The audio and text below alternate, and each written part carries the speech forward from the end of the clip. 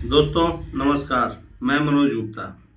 आज मैं आप सबों के बीच में एक संदेश लेकर आया हूं तमाम एससी एसटी ओबीसी वालों के लिए, और ये समझने की आवश्यकता है।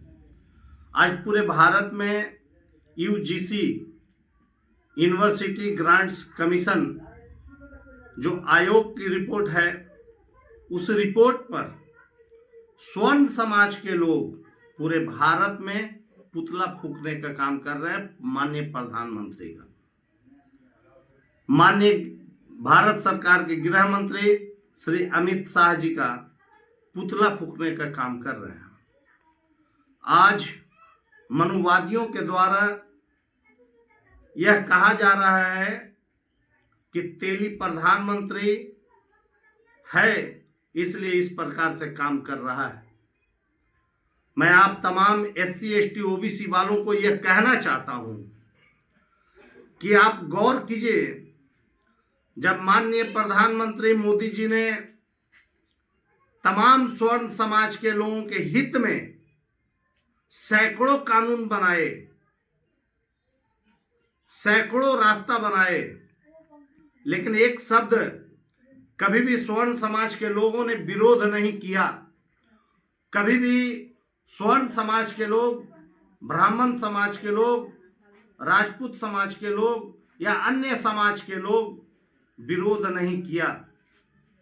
आज एक कानून बनाई गई है, वो भी माननीय उच्च न्यायालय भारत सरकार सुप्रीम कोर्ट के निर्देशानुसार यह कानून लागू किया गया है, जिससे तमाम एससी एसटी ओबीसी माइनॉरिटी वाले लोगों को सपोर्ट मिलेगा और समर्थन मिलेगा, और एससी एसटी ओबीसी के बच्चे यूनिवर्सिटियों में आगे बढ़ेंगे, एजुकेशन में आगे बढ़ेंगे।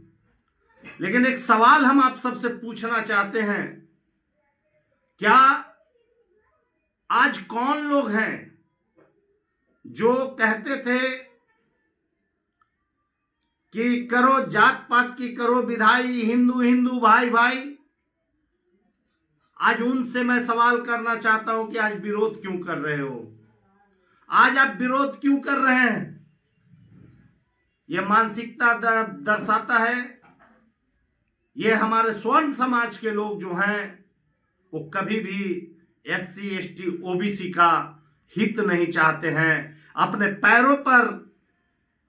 पैरों पर गुलाम करवाना चाहते हैं, अपने पैरों पर जीवन भर गुलामी की जंजीर डालना चाहते हैं। एससी एसटी ओबीसी वाले लोगों के पैरों में गुलामी की जंजीर डालना चाहते हैं। लेकिन मैं यह कहना चाहूंगा कि हमारी गुलामी की जंजीर माननीय फूले जी ने, ज्योतिबा फूले जी ने हमारी पैरों की जंजीरों को तोड़ा है। हमारे पैरों में जो जंजीर ब्राह्मणों द्वारा लगाए गए थे, उच्च जातियों के द्वारा लगाए गए थे, उसको तोड़ा है। भारत का संविधान हमें मौलिक अधिकार देता है। भारत का संविधान हमें सर उठाकर जीने का अधिकार देता है, और ये भारत की संविधान हमें इक्वलिटी का ताकत देता है। लेकिन आज बहुत दुख के साथ उन तमाम एससी एसटी ओबीसी वालों से मैं अनुरोध करूंगा कि निकलो अपने मकानों से और घरों से, निकलो अपने मकानों से, अपने दफ्तरों से, निकलो अपने मकानों से और दुकानों से। मुंह तोड़ जवाब दो, मुंह तोड़ जवाब दो। आज अगर तुम चुप बैठे तो याद रखना कई साल लग जाएंगे और गुलामी की जंजीर को तोड़ने में। आज इन लोग, स्वर्ण समाज के लोग, माननीय प्रधानमंत्री जी का पुतला फूक रहे हैं, पुतला जला रहे हैं। पूरे भारत में करनी सेना वाले लोग मेमोरेंडम दे रहे हैं। क्यों? आज एससी एसटी ओबीसी के बच्चे क्या आज हिंदू नहीं है? आज हिंदू नहीं है? एक भी मुसलमान ने विरोध किया है क्या यूजीसी का? एक भी मुसलमान, पूरे भारत का मुसलमान यूजीसी का विरोध नहीं किया। ये सोचना होगा हमें, ये सोचना होगा। जो हमारे बच्चों के हाथ में तलवार पकड़वाना चाहते हैं, वैसे लोग आज विरोध करके ये कलम को छीनने का प्रयास कर रहे हैं। आज हमारे बच्चों को जो कलम की शक्ति दी जा रही है, और इस कलम को छीनने का प्रयास तलवार देकर करने जा रहे हैं। समझ जाओ एससी एसटी ओबीसी वाले, आंख खोलो, कान खोलो, सुनो, देखो, समझो, अन्यथा कई पीढ़ियां तुम्हारी गूंगी हो जाएगी। आज भी अगर तुम जवाब नहीं दो, आज भी अगर तुम सड़कों पर नहीं निकले, तो तुम्हारे कई नस्लें गुलामी करेंगी। ये मेरी बात को याद रखना। शर्म आनी चाहिए, शर्म आनी चाहिए। हमने राम मंदिर का विरोध नहीं किया था। स्वर्ण समाज के लोग राम मंदिर पर पुजारी बने। एक भी एससी एसटी ओबीसी को उस ट्रस्ट में नहीं जगह दिया गया। एक भी एससी एसटी ओबीसी वालों को राम मंदिर ट्रस्ट में सदस्य तक नहीं बनाया गया। और हमसे हमारे लोग, मूर्ख लोग जाकर चरण स्पर्श करते हैं, दंडवत करते हैं, और अपने पॉकेट से अपनी कमाई का पैसा दान पेटी में डालते हैं। और उस दान पेटी से ही आज हमारे लोगों को, हमारे बच्चों को तलवार और बंदूक पकड़वाने की कोशिश की जा रही है। एक छोटा सा कानून माननीय उच्च न्यायालय, भारत सरकार, सुप्रीम कोर्ट के द्वारा क्या लागू हुआ, पूरे भारत के 3% लोगों के पेट में दर्द होने लगा। ये बात मैं कहना चाहता हूं। किस हिंदू की बात करते हैं? किस हिंदू की बात करते हो आप? क्या आज विरोध कर रहे हो, क्या आज हिंदू नहीं है एससी एसटी ओबीसी वाले? अगर एससी एसटी ओबीसी वाले लोग हिंदू हैं, तो आज स्वर्ण समाज के लोग विरोध क्यों कर रहे हैं? ये मेरा सवाल है। नुकसान क्या है? यूनिवर्सिटी ग्रांट से कमीशन रिपोर्ट में स्वर्ण समाज के लोगों को नुकसान क्या है? यह तो डर नहीं कि जो हमारे दलित, एससी एसटी ओबीसी समाज के लोगों को, माइनॉरिटी को आप जात के नाम पर प्रताड़ित करते थे, आप जात के नाम पर नीच दिखाते थे, आज जात के नाम पर आप शोषण करते थे, जात के नाम पर हमारे बच्चों का, हमारे आने वाले पीढ़ियों का, जो बच्चे पढ़ रहे हैं यूनिवर्सिटियों में, आप उनको अधिकार तक नहीं देते हैं, वहां नंबर काट दिया जाता है। क्या इसलिए आपको डर हो गई? इसलिए डर हो गई कि आज एससी एसटी ओबीसी के बच्चे यूनिवर्सिटियों में अच्छा पढ़ाई करेंगे, सर उठाकर पढ़ाई करेंगे?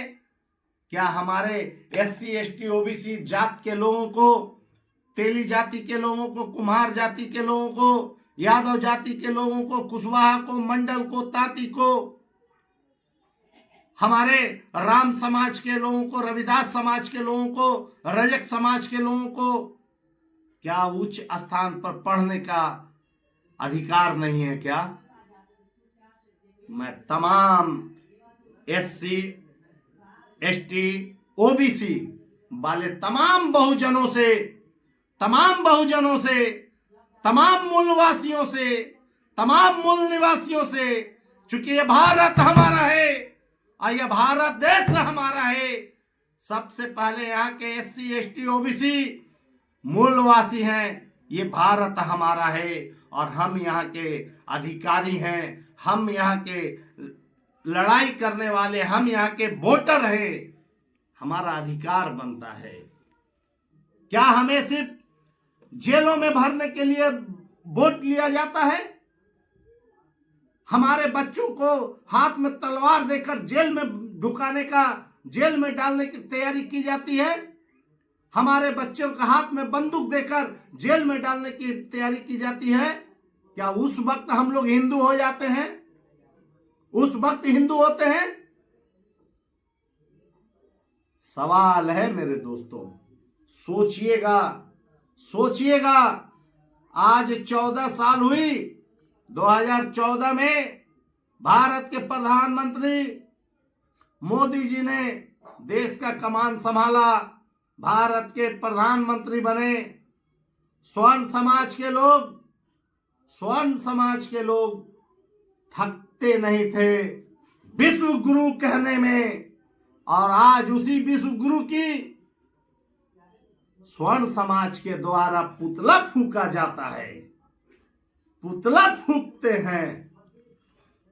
अब वोट आती है तो हम हिंदू हो जाते हैं। आज माननीय प्रधानमंत्री को तेली के नाम से नवाजा जा रहा है।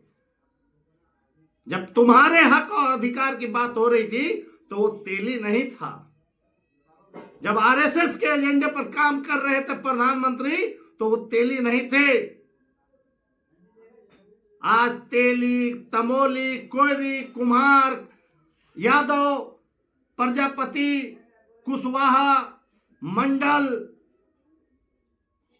आदिवासी, रजक, रविदास समाज इत्यादि अन्य लोगों के लिए हित में एक फैसला आया जिससे एससी, एसटी, ओबीसी के बच्चे थोड़ा आगे बढ़ जाएं। उससे स्वर्ण समाज के लोगों के पेट में दर्द होने लगा। इससे मानसिकता झलकता है, यह मानसिकता झलकती है। और हमारे लोगों को सोचना होगा, हमारे लोगों को सोचना होगा कि लात जूता खाने के लिए आप हिंदू बन जाते हो, जेल में कैद होने के लिए हिंदू बन जाते हो। आज सवाल करें तमाम एससी, एसटी वाले लोग, आज सवाल करें